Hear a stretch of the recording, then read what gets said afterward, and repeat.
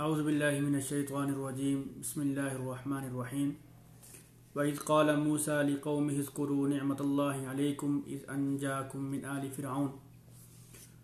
اور جب موسیٰ علیہ السلام نے اپنی قوم سے کہا کہ اللہ کی اس نعمت کو یاد کرو جب اللہ نے تمہیں آل فرعون سے نجات عطا فرمائی تھی۔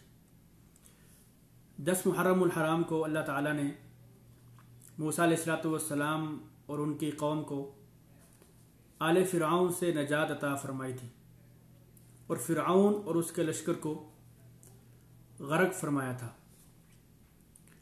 تو اس واقعے کو اللہ سبحانہ و تعالیٰ نے قرآن مجید میں متعدد مقامات پر بیان فرمایا ہے، اور اس واقعے سے ہمیں بہت ساری تعلیمات ملتی ہیں۔ میں اختصار کے ساتھ چند ایک کو ذکر کرتا ہوں۔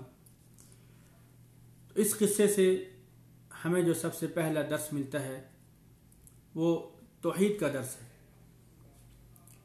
توحید کی بنیادی طور پر 3 اقسام ہیں۔ توحید ربوبیت یعنی اللہ تعالیٰ کو اپنا رب ماننا، اسے اپنا خالق اور مالک ماننا۔ دوسری قسم ہے توحید الوہیت یعنی اللہ تعالیٰ کو معبود برحق سمجھنا اور جتنی بھی عبادات ہیں وہ ساری کی ساری اسی کے لیے بجا لانا۔ اور تیسری قسم ہے توحید اسماء و صفات،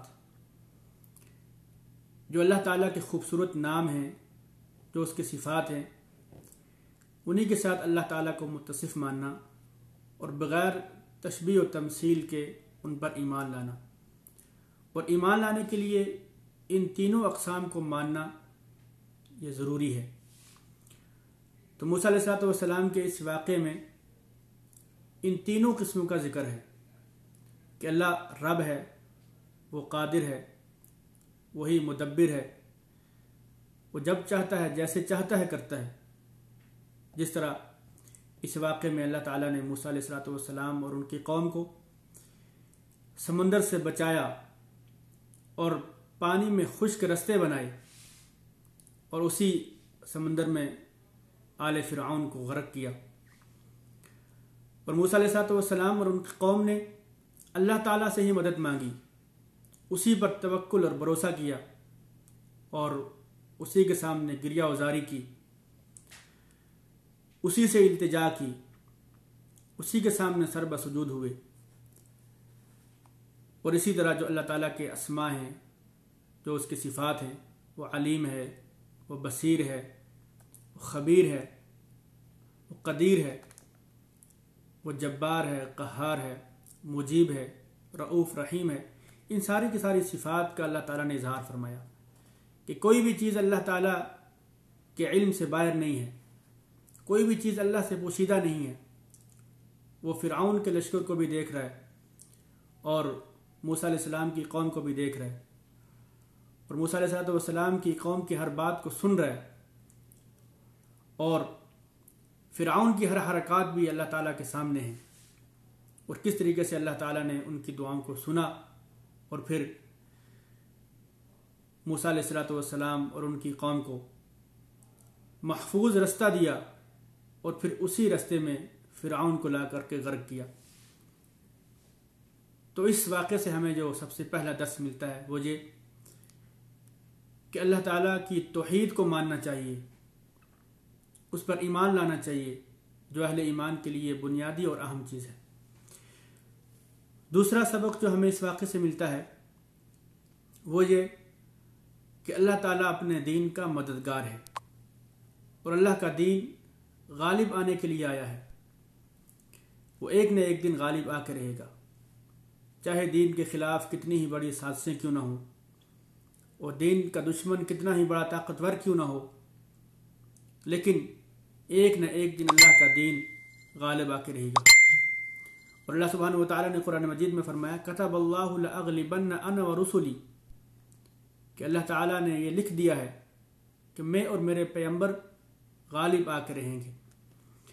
اور اس واقعے میں اللہ تعالیٰ نے موسیٰ علیہ السلام اور اپنے دین کو غالب کر کے دکھلایا اور دین کے دشمن کو مغلوب کر کے دکھلایا۔ اس لیے ہمیں دیندار بن کر زندگی گزارنی چاہیے. جب دین نہیں غالب آنا ہے، اور یہ اللہ کا وعدہ ہے کہ میرے پیغمبر اور میں غالب آ کے رہیں گے، دین غالب آ کے رہے گا، تو ہمیں بھی اللہ تعالیٰ کے احکامات کے مطابق دین پر عمل کرنے کی کوشش کرنی چاہیے. اور تیسرا درس ہمیں اس واقعے سے ملتا ہے وہ یہ کہ اللہ تعالیٰ کی نعمتوں پر شکر ادا کرنا چاہیے. جس طرح موسیٰ علیہ السلام نے اپنی قوم سے کہا کہ اذکروا نعمت اللہ علیکم، کہ اس نعمت کو تم یاد کرو، اور پھر اس دن کا روزہ رکھا. شکرانے کے طور پہ موسیٰ علیہ السلام نے 10 محرم الحرام کا روزہ رکھا. تو ہمیں بھی چاہیے کہ اللہ تعالیٰ کی جتنی بھی نعمتیں ہیں ان پر اللہ تعالیٰ کا شکر ادا کرنا چاہیے. اللہ تعالیٰ کی ناشکری سے، اس کی نافرمانی سے بچنا چاہیے، اور اللہ تعالیٰ کی اطاعت اور فرما برداری کر کے ہی اس کا شکر بجا لانا چاہیے. اور چوتھا درس جو ہمیں اس واقعے سے ملتا ہے وہ یہ کہ اللہ تعالیٰ کی ذات پر توکل کیسا ہونا چاہیے. اسباب کو چھوڑ دینا یہ کم عقلی اور کم فہمی کی علامت ہے. شریعت کی تعلیمات اس کے برعکس ہیں. اسلام نے ہمیں اسباب اختیار کرنے کا حکم دیا ہے. اسباب اختیار کرنے کے بعد اللہ تعالیٰ کی ذات پر توکل اور بھروسہ کرنے کا حکم دیا ہے. جس طرح اس واقعے میں موسیٰ علیہ السلام کو اللہ نے حکم دیا کہ اپنا عصا پانی میں مارو. اب اللہ تعالیٰ تو اس بات پہ قادر تھا کہ وہ پانی میں عصا مارے بغیر ہی وہ سمندر میں خشک رستے بنا دیتا، لیکن یہ دارالاسباب ہے، یہ دنیا دارالاسباب ہے. ہمیں یہاں پر اسباب اختیار کرنے کا حکم دیا. اور اللہ تعالیٰ اس بات پر قادر تھا کہ وہ فرعون کو اس کے محل میں ہی غرق کر دیتا، لیکن سمندر میں ڈوبنا اس کے لیے سبب بننا تھا. تو دنیا دارالاسباب ہے. ہمیں اسباب اختیار کرنے کے ساتھ ساتھ اللہ تعالیٰ کی ذات پر توکل اور بھروسہ کرنا چاہیے. اور